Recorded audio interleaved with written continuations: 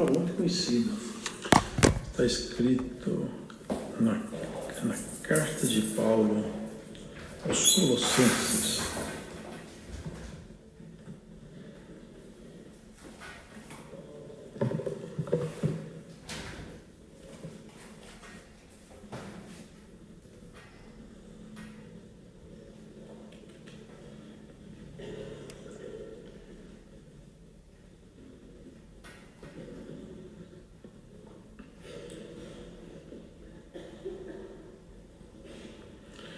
No capítulo 2 dessa carta, irmãos,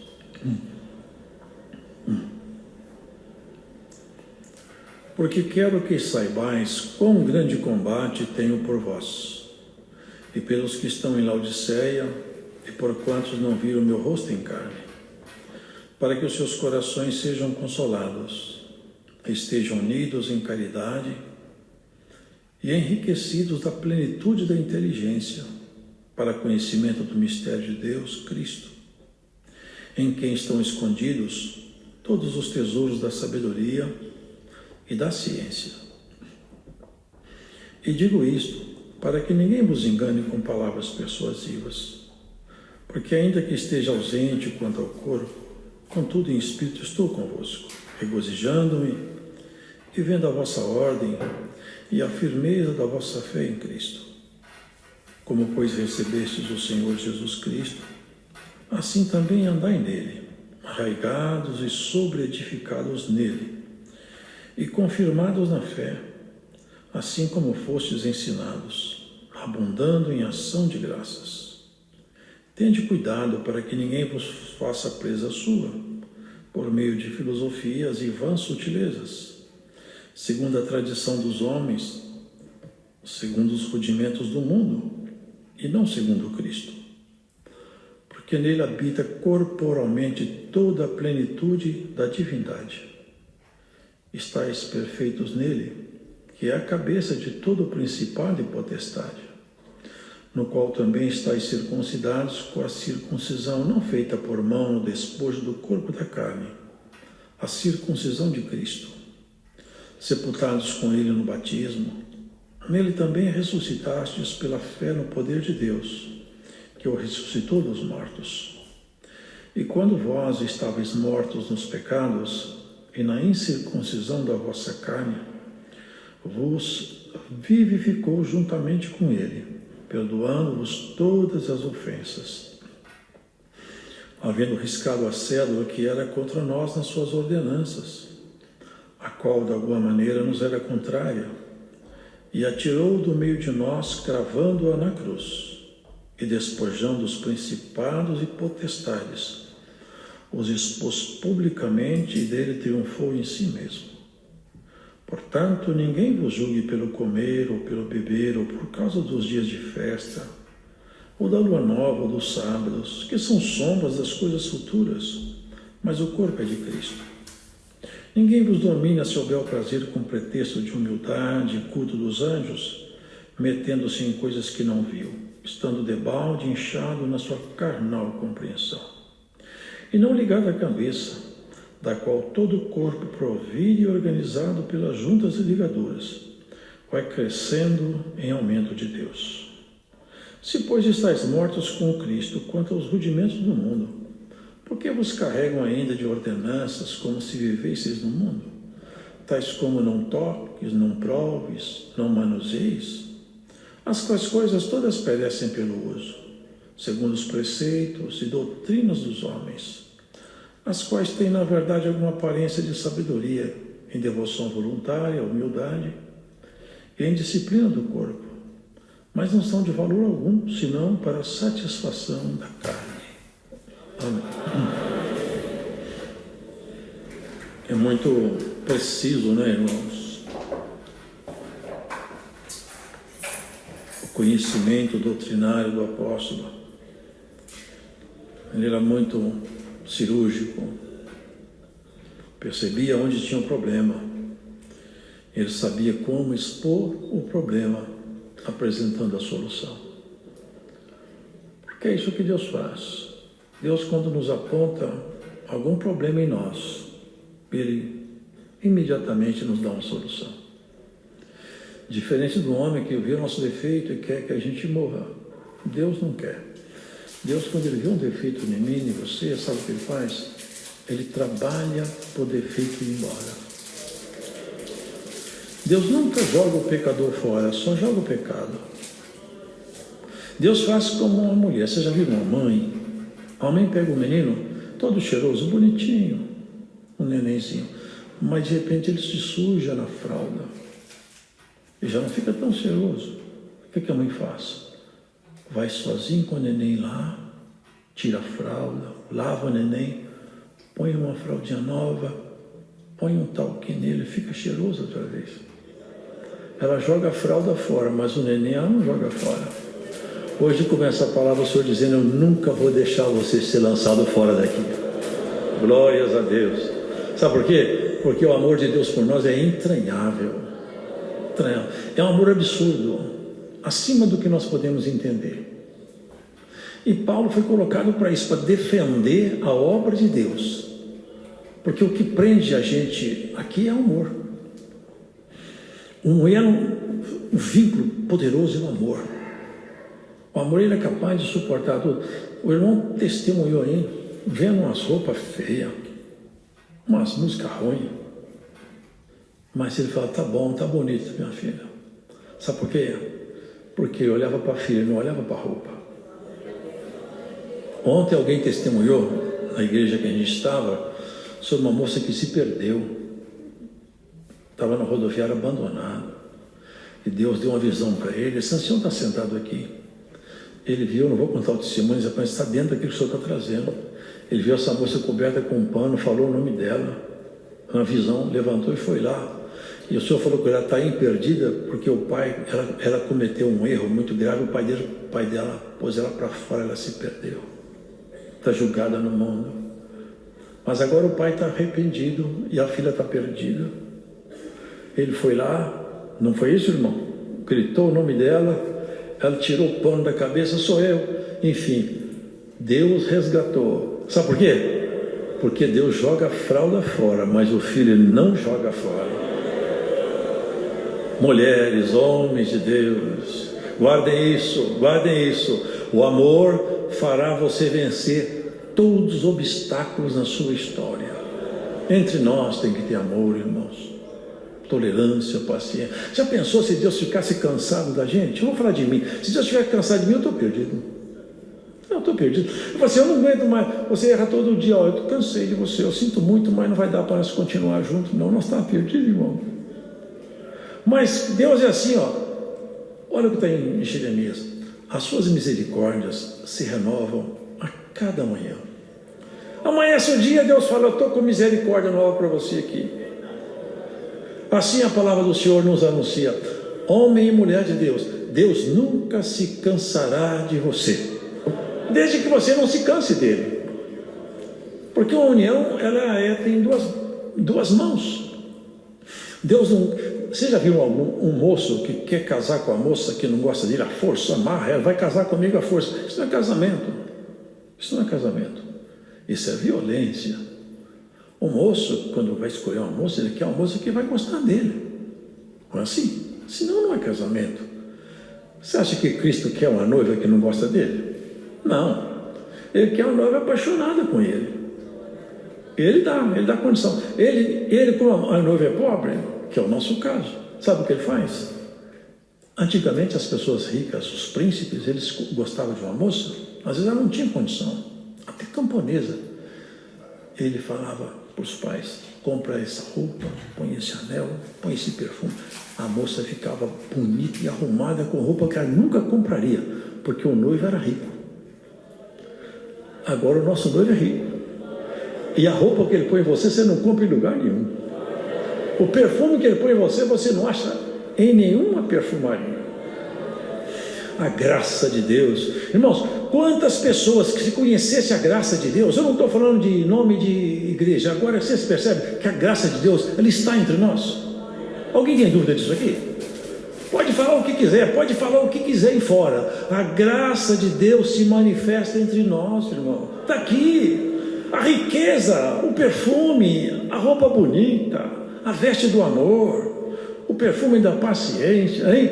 Quanta coisa Deus tem feito aí, e pessoas de alto nível intelectual, de baixíssimo nível intelectual, riquíssimas e quase paupérrimas, para Deus diferença nenhuma faz, porque daqui a pouco Ele vai fazer todo mundo ficar rico na glória. Hoje à tarde o Senhor mandou a palavra, falou assim, quando alguém perguntou para ele, o que nós vamos receber? Que nós largamos tudo para te servir. Falou assim, 100 vezes mais nessa vida, e por fim a vida eterna.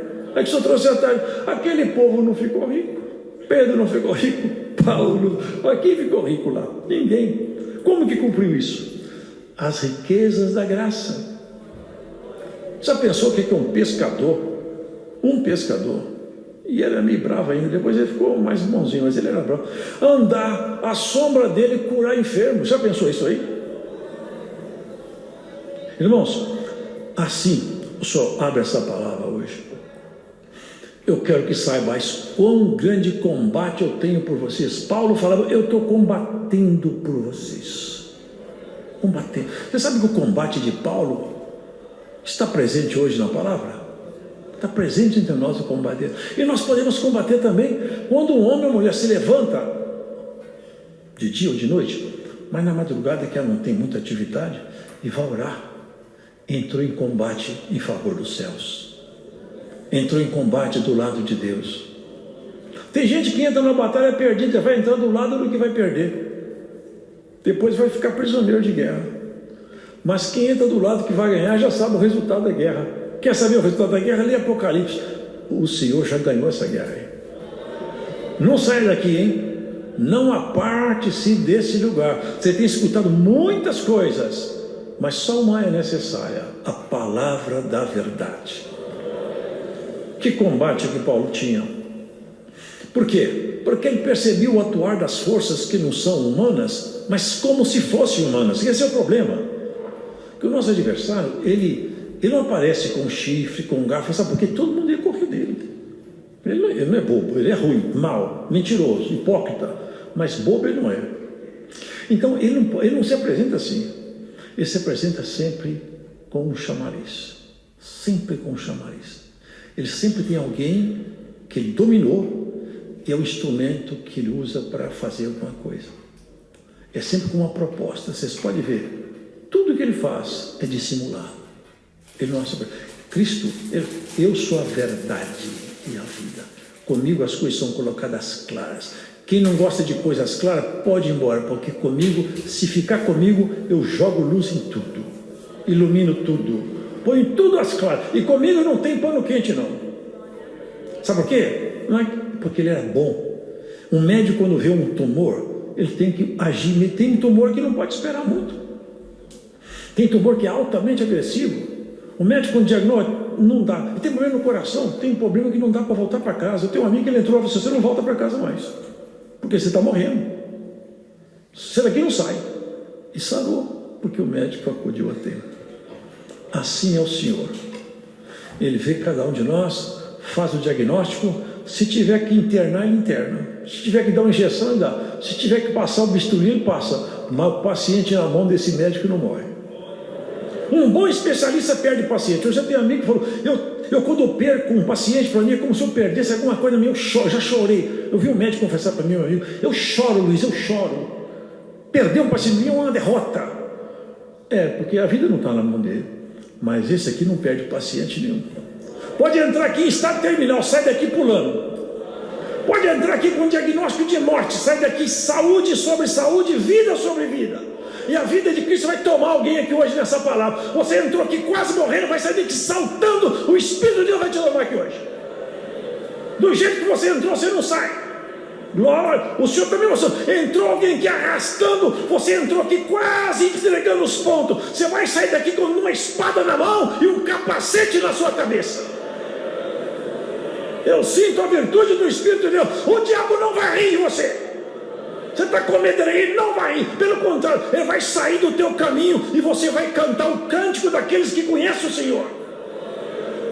Nós não cantamos o cântico pela nossa obra, pelo nosso poder, pela nossa graça. Nós somos miseráveis. Eu me considero miserável, mas eu considero o Senhor maravilhoso, bom demais.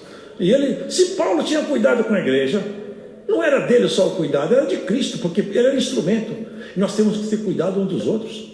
Se eu vejo um irmão sofrendo, eu tenho que tentar sofrer com ele, ajudá-lo. Não é assim que tem que ser entre nós, irmão? Alguns irmãos não fazem isso.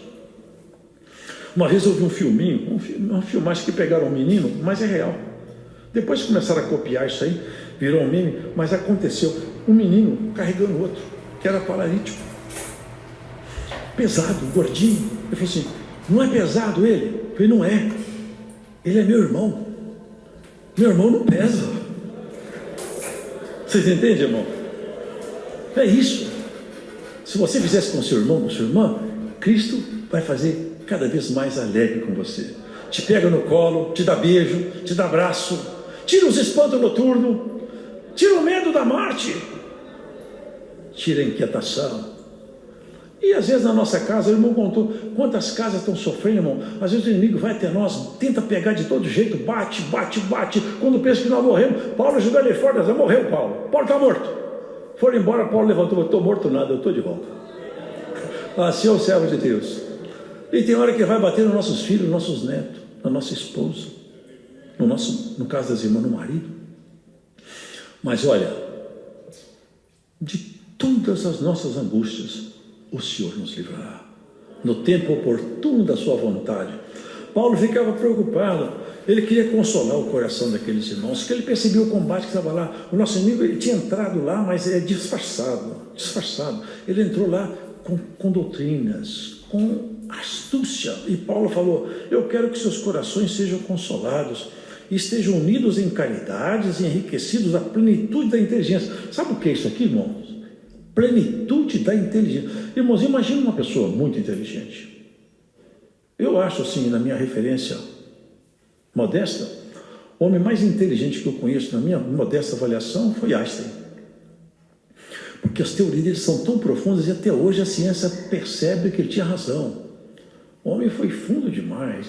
Ele percebia coisas que não podia demonstrar, não eram demonstráveis. São inteligência abstrata, profunda. Mas isso é coisa humana, quer dizer, o Einstein, tudo que ele conheceu é o que já existe ainda. Só que a gente não conhecia porque não tinha alguém para decodificar o que está aí. Mas são coisas físicas que não servem para a eternidade. Agora, a plenitude da inteligência não é para transformar ninguém em Einstein, nem Isaac Newton. É para transformar cada um de nós, a inteligência para transformar a gente no conhecimento do divino. Não é no conhecimento de mistério, não. No conhecimento, sabe o que é conhecer Deus? É Deus habitando. Ninguém pode conhecer Deus se não tiver o Espírito Santo.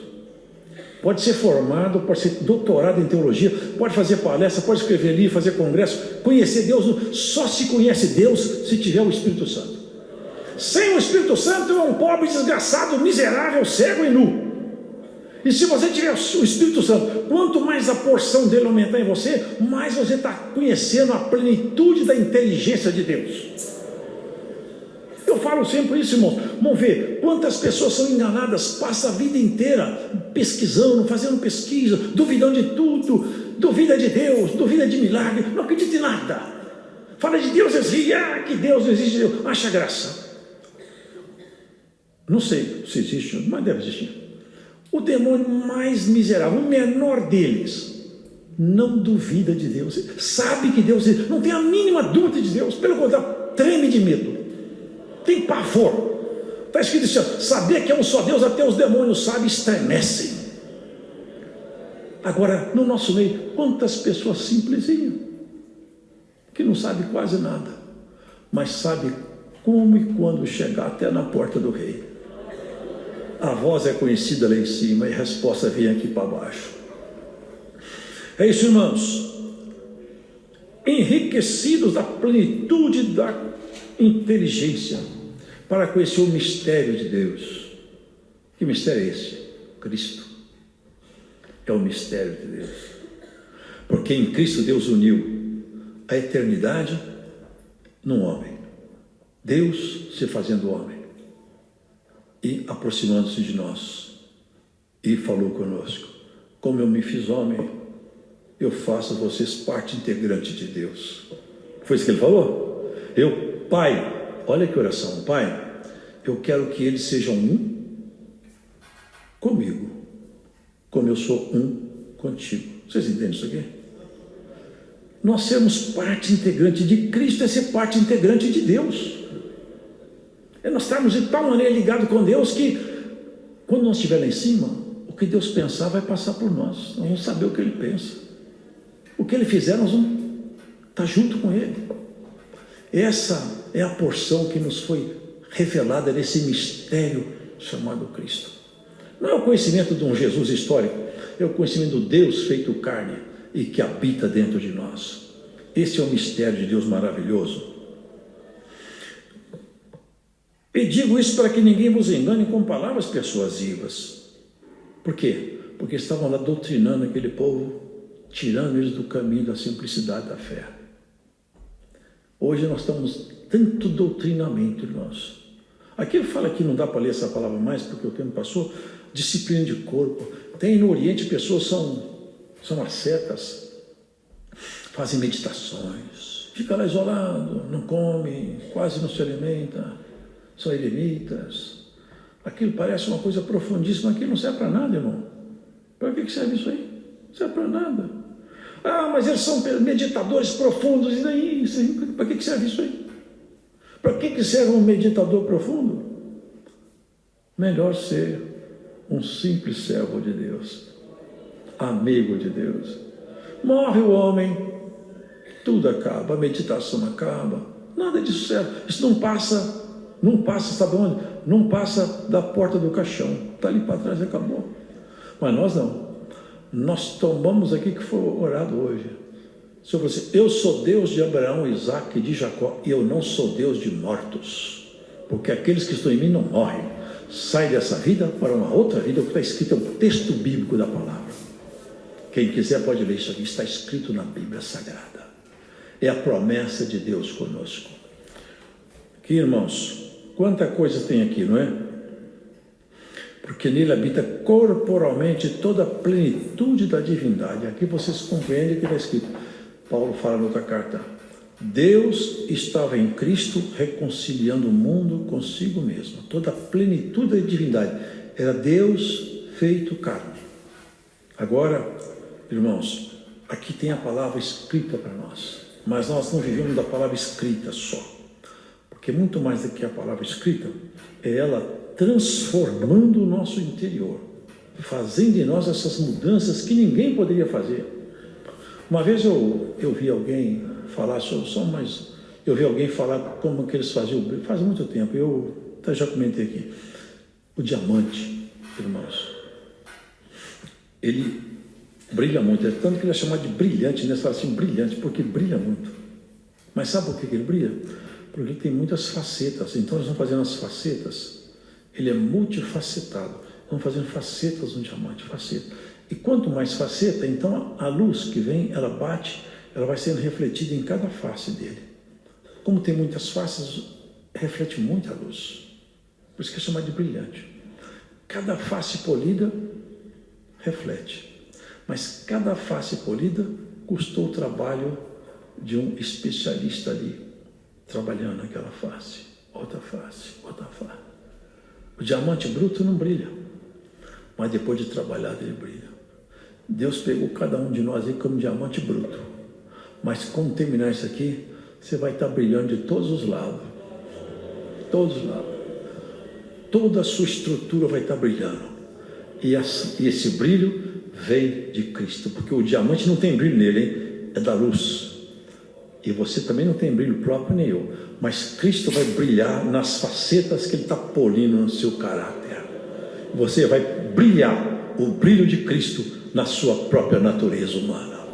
Deus seja louvado. Agradecemos a Deus em oração.